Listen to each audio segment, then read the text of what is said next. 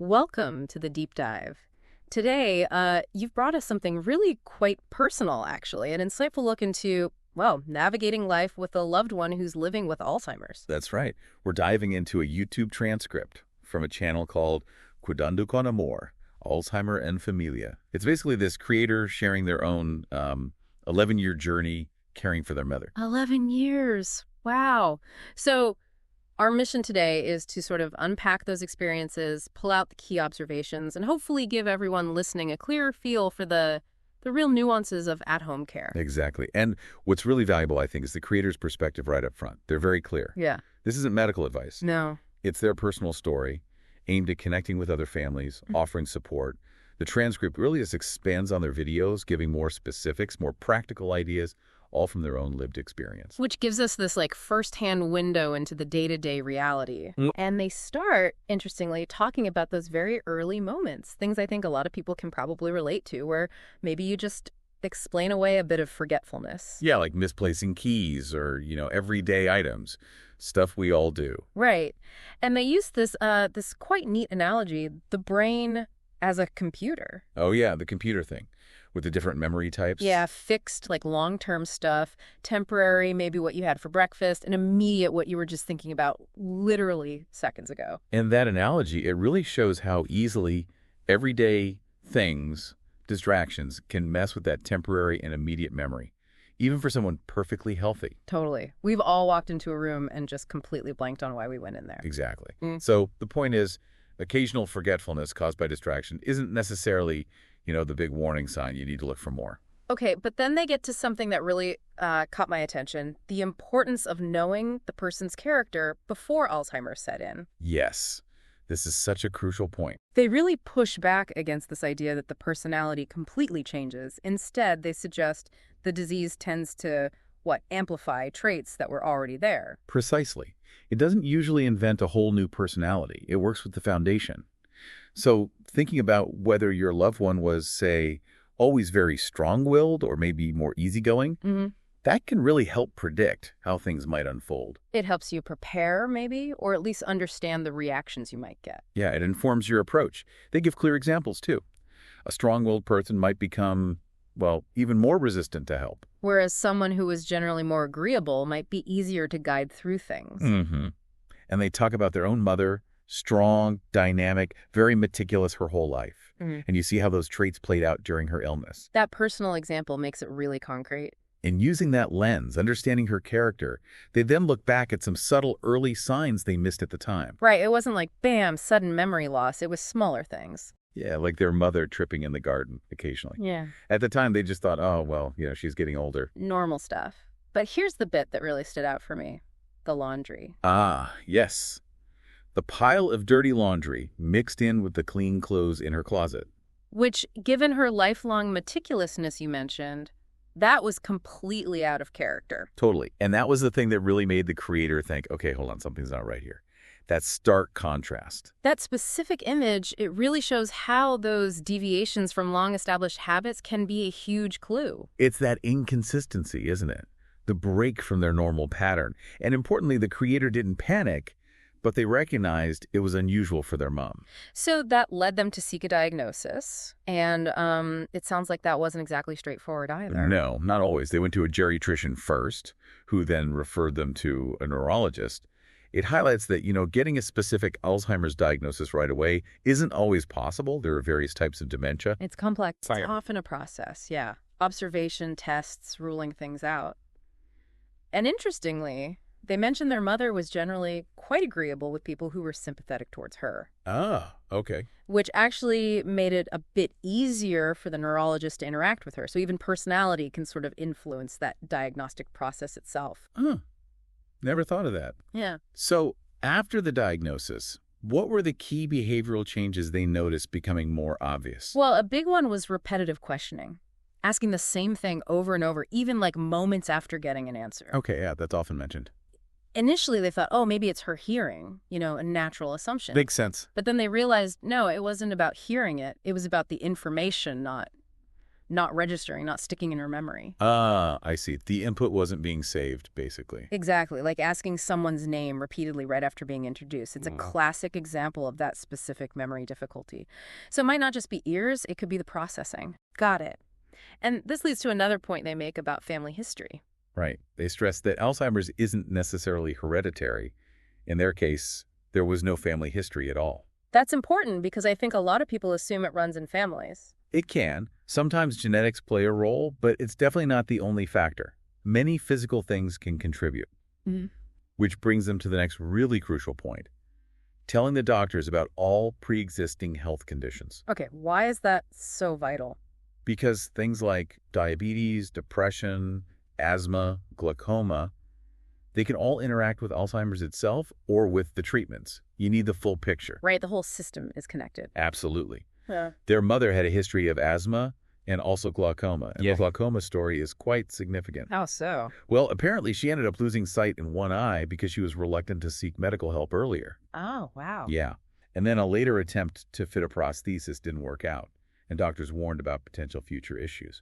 It just shows how one health problem, maybe not dealt with optimally, can have knock-on effects. And they connect that vision loss to later neurological events. They do. They link the blindness in that eye to things that happened later, including a minor stroke that affected her mouth.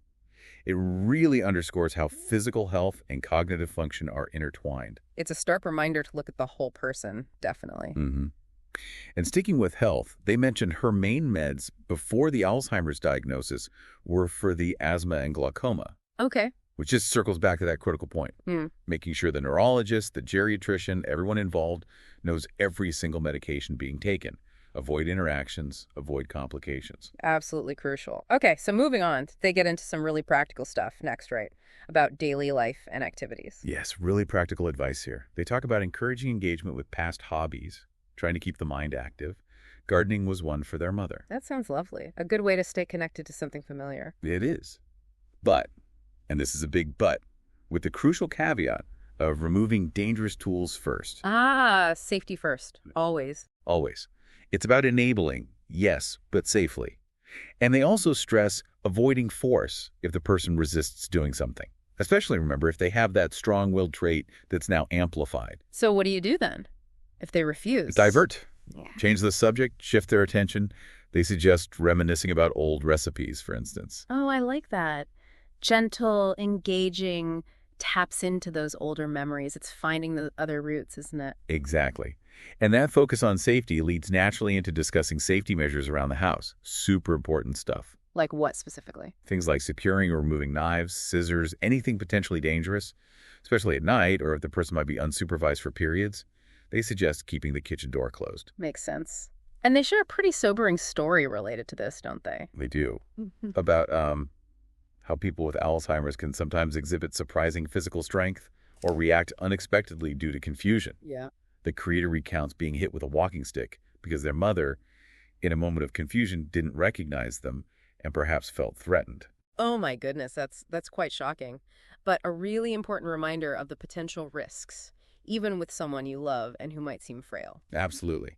It highlights why clear, calm, repeated identification is so important. Hi, Mom. It's me. Gently, reassuringly, without causing more alarm. It's a delicate balance. Definitely. And speaking of challenges, the creator mentions their mother had to give up some beloved activities because of her vision loss. Yeah, things like reading and needlework, stua, as they put it, favorite pastimes. And losing those obviously meant less mental stimulation. That's really tough, losing connections to things you love. It is. And it shows why caregivers need to be adaptable, find new ways to engage. They shifted towards things like music, especially music from her era. Music therapy, yeah, that's often helpful. And some television, radio, finding those remaining avenues for connection. And they had some clever ideas for sort of gently reintroducing hobbies too, didn't they? Yeah, really subtle ways, like asking for help or instructions on something related to a past interest. What do you mean? Like, Mom, how did you used to knit this stitch? Or, could you remind me how to look after this type of rose? Ah, I see. It taps into that old knowledge base without putting pressure on them. Very smart. Creates a natural opportunity for them to share expertise, feel valued. Okay. And then as the disease progressed, how did things change further? Well, they describe a really significant shift in memory. Recent memories, intermediate ones, they started fading much more. Eventually, only childhood memories seemed to remain really strong. Wow. So she wouldn't remember the home they'd lived in for decades. Exactly. She no longer recognized their city home of 35 years, but she could recall details about the houses she lived in as a child. It's a powerful illustration of how memory erodes in that reverse chronological order, often. That must have been quite something to witness. hmm And that shift was actually a big factor in their decision to move Where did they go? to a small farm, a more rural setting. They were seeking a more peaceful, less confusing environment for her. And did it help? It sounds like it did. One unexpected benefit was that her asthma symptoms actually reduced. Really? Just from the change in environment? Apparently so. Cleaner air, perhaps less stress. It shows how environment can impact physical well-being too. That's fascinating. But get this. The truly heartwarming part of the move involved animals. Oh, yeah. They had rescued dogs on the farm. And the creator describes how these dogs just instinctively seemed to sense their mother's vulnerability. Oh, They'd offer her protection, guide her gently, stay close. They even apparently alerted the creator if something seemed amiss with her. It's incredible. wow, that's amazing. Untrained animals just understanding. What a connection. It really highlights these unexpected sources of comfort and support, but it also brings up another practical point they mention: securing exits. Ah, because of wandering. Exactly. Especially as their mother started perceiving the farm as maybe a vacation spot and would sometimes ask when they were going home, meaning her childhood home. That risk of wandering becomes very real. That sense of displacement must be so confusing for them. Deeply. Which leads into the importance of routine. They recommend establishing routines for meals, hygiene, that sort of thing. Predictability helps. Provide structure. Yes. But again, the big but flexibility is absolutely key, especially with someone who was, remember, strong-willed to begin with. Right. Force doesn't work. It usually backfires. Yeah. They give the example of their mother insisting she's already had a bath, even if it was yesterday.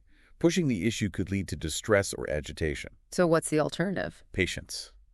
Understanding. Yeah. Maybe gently revisiting the idea later. It's about choosing your battles, really, and prioritizing calm. Yeah, that makes sense. They also talked about challenges with, like, dressing appropriately. Mm-hmm. And an altered perception of temperature. Their mother might put on warm sweaters in hot weather. And that's not just memory, is it? It's something else cognitive. Exactly. It's a loss of other functions, judgment, sensory processing, perhaps.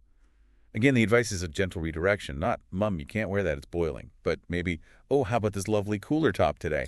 Okay. And the sense of time gets disrupted, too. Massively. They give the example of her asking for dinner in the early afternoon Why that? because the sky darkened due to weather, and she mistook it for nighttime setting in. Her internal clock was off, and trying to explain, no, it's only 2 p.m., we just had lunch, that can be really difficult, even futile sometimes. Gosh, these examples really paint a picture of just how pervasive the changes are. It affects everything. It really does. And this led them to rethink some things, like medications. They actually decided to discontinue a prescribed sleeping medication Why was that? because their mother was experiencing bad side effects, severe headaches.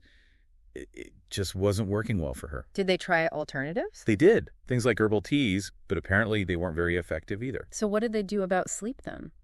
They landed on a more permissive approach, you could say. They allowed her to wander at night, but within safe, secured areas of the house. Okay. So managing the situation rather than forcing sleep that wasn't coming naturally or comfortably? Exactly. Prioritizing her comfort and well-being, even if it meant more disrupted nights for them as caregivers. It's a real testament to that dedication. Wow.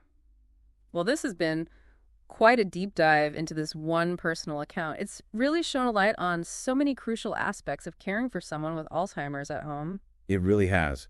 We've seen how vital it is to recognize that memory loss, while significant, is just one part of it. Yeah, it impacts personality, perception, behavior, all tied into who that person was before. And understanding those pre-existing traits, being alert to subtle early signs, really focusing on safety while still trying to foster engagement, and just being incredibly adaptable. These are all huge takeaways. The adaptability seems key, constantly adjusting to the person's changing needs. Constantly. And that story about the move, the environment, even the unexpected support from the dogs, it's quite profound, isn't it? It is. It really makes you wonder, as our understanding grows, what other maybe non-traditional or really personalized approaches might help.